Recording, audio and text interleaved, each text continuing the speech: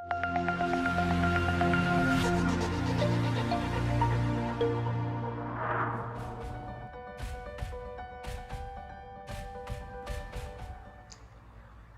ketiga kita adalah perangkat keras komputer tingkat lanjut.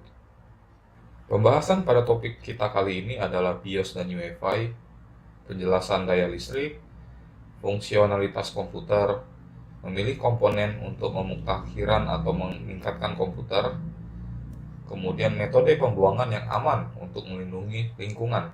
Kita mulai dengan boot komputer. Pertama itu adalah POS, Power on Self Test. Ketika komputer dihidupkan pertama kali, sistem input atau output dasar atau yang disebut dengan Basic Input Output System, BIOS, melakukan pemeriksaan perangkat keras pada komponen utama komputer. Pemeriksaan ini disebut dengan POS. Jika perangkat tidak berfungsi, kesalahan atau kode BIP menginformasikan jenis masalah. Pabrikan dari BIOS biasanya menggunakan kode BIP yang berbeda-beda untuk menunjukkan kesalahan. Untuk mengetahui kode BIP yang sesuai, pastikan baca buku manual motherboard. Berikutnya ada BIOS dan CMOS. Semua motherboard membutuhkan BIOS untuk beroperasi. BIOS adalah chip ROM pada motherboard yang berisi program kecil yang mengontrol komunikasi antara sistem operasi dan perangkat keras. Seiring dengan POS yang berjalan, BIOS juga mengidentifikasi drive mana yang tersedia, drive mana yang terdapat master bootloader, bagaimana memori dikonfigurasi dan kapan digunakan, bagaimana PCIe dan slot ekspansi PCI dikonfigurasi, bagaimana port SATA dan USB dikonfigurasi, serta fitur manajemen daya pada motherboard. Pabrikan motherboard menyimpan pengaturan BIOS dalam chip memori yang disebut CMOS. Ketika komputer melakukan boot, perangkat lunak BIOS membaca pengaturan yang dikonfigurasi yang disimpan dalam CMOS untuk menentukan cara konfigurasi perangkat keras. Pengaturan BIOS dipertahankan oleh CMOS menggunakan baterai. Jika baterai habis, maka pengaturan-pengaturan akan balik ke awal. Jika waktu dan tanggal komputer salah, ini mengindikasi bahwa baterai CMOS telah habis atau lemah. Segera ganti baterai CMOS Anda. Sebagian besar komputer saat ini menjalani UEFI atau BIOS versi 2. Semua komputer baru saat ini sudah menggunakan UEFI yang menyediakan fitur tambahan dan mengatasi masalah keamanan pada BIOS yang lama. UEFI berjalan pada sistem 32 bit maupun 64 bit, mendukung drive boot yang lebih besar dan secure boot. Daya listrik. Ada 4 unit dasar listrik yang harus diketahui oleh teknisi komputer. Yang pertama itu tegangan, diukur dalam volt, arus, diukur dalam ampere, hambatan, diukur dalam ohm, dan daya, diukur dalam watt.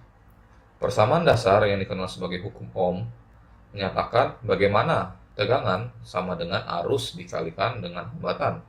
Dalam sistem kelistrikan, daya sama dengan tegangan yang dikalikan dengan arus. Di belakang beberapa power supply terdapat saklar kecil yang disebut saklar pemilih tegangan. Saklar ini menetapkan tegangan input menjadi 110 volt atau 220 volt. Power supply dengan saklar ini disebut power supply tegangan ganda. Jika power supply tidak memiliki saklar ini, power supply akan secara otomatis mendeteksi dan menetapkan voltase yang benar. Pengaturan voltase yang benar ditentukan oleh regulasi negara tempat power supply itu digunakan. Ada beberapa jenis fluktuasi daya. Ketika tegangan di komputer tidak akurat dan tidak stabil, komponen komputer mungkin tidak beroperasi dengan benar. Jenis fluktuasi daya berikut dapat menyebabkan kehilangan data atau kegagalan perangkat keras.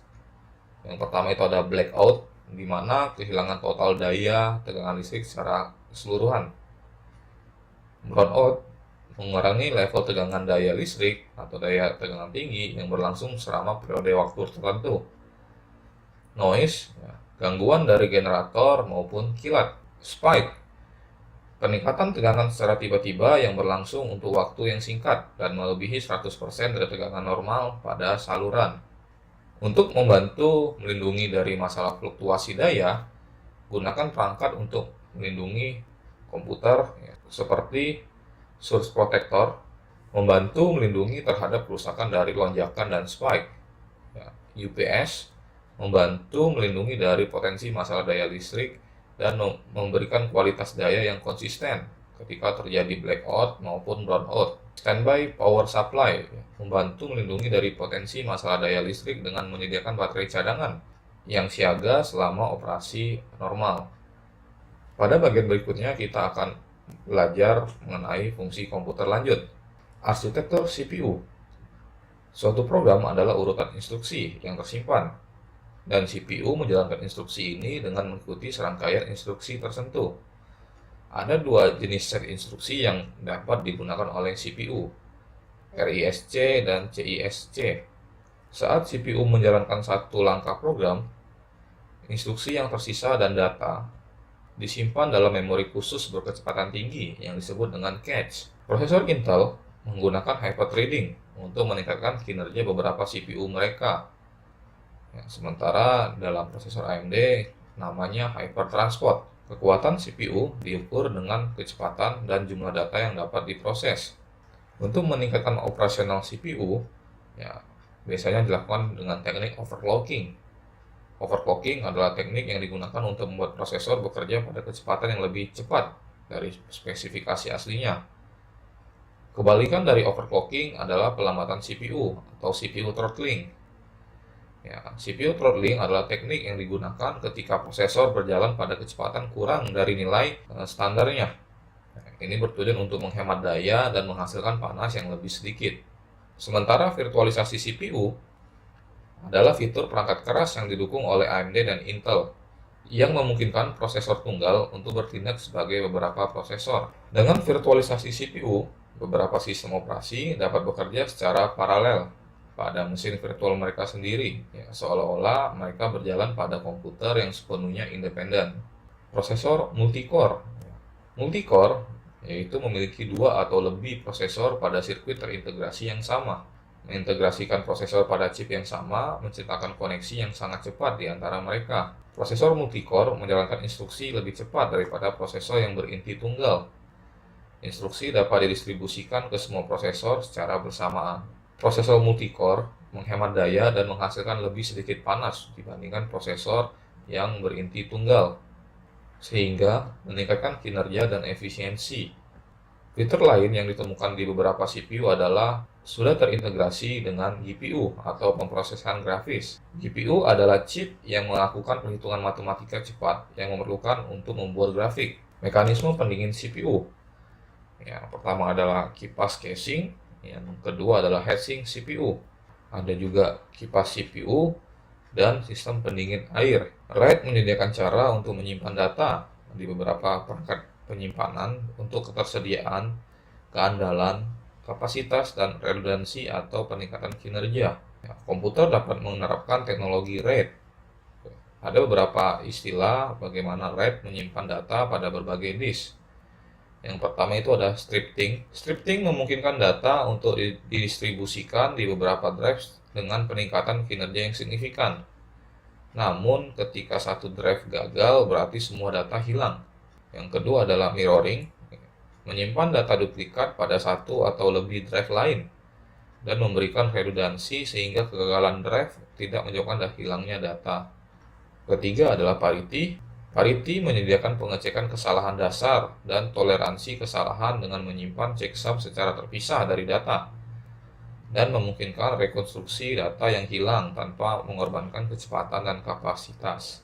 Yang terakhir ada double parity, di mana memberikan toleransi kesalahan hingga 2 drive yang gagal. Ada beberapa level RAID yang tersedia. Level ini menggunakan mirroring, stripping, parity dengan cara yang berbeda. Level RAID yang lebih tinggi, seperti RAID 5 atau 6, menggunakan stripping dan parity dalam kombinasi untuk memberikan kecepatan dan membuat volume yang besar. Level RAID yang lebih tinggi, seperti 10, menggabungkan level RAID yang lebih rendah. RAID level 0, minimum hard disk yang diperlukan adalah 2 dan berfungsi sebagai stripping. RAID level 1, minimum hard disk yang diperlukan juga 2 dan fungsinya adalah mirroring. RAID level 5, minimal hard disk yang digunakan adalah 3 dengan fungsi stripping dengan parity. RAID level 6, ya, minimal harddisk yang digunakan juga 3 dengan fungsi stripping dengan double parity. Sementara RAID 10, ya, harddisk yang digunakan minimal 4 berfungsi sebagai mirroring dan stripping. Berikutnya adalah legacy port, port yang biasanya terdapat pada komputer.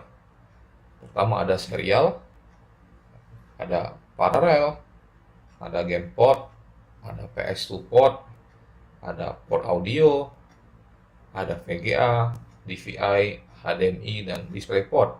Berbicara tentang USB, selama bertahun-tahun USB telah berkembang dengan berbagai standar, dari USB 1 sampai USB 3.2. USB juga memiliki beberapa tipe, seperti USB tipe A, mini USB, USB micro, USB Type B, USB Type C, dan Lightning.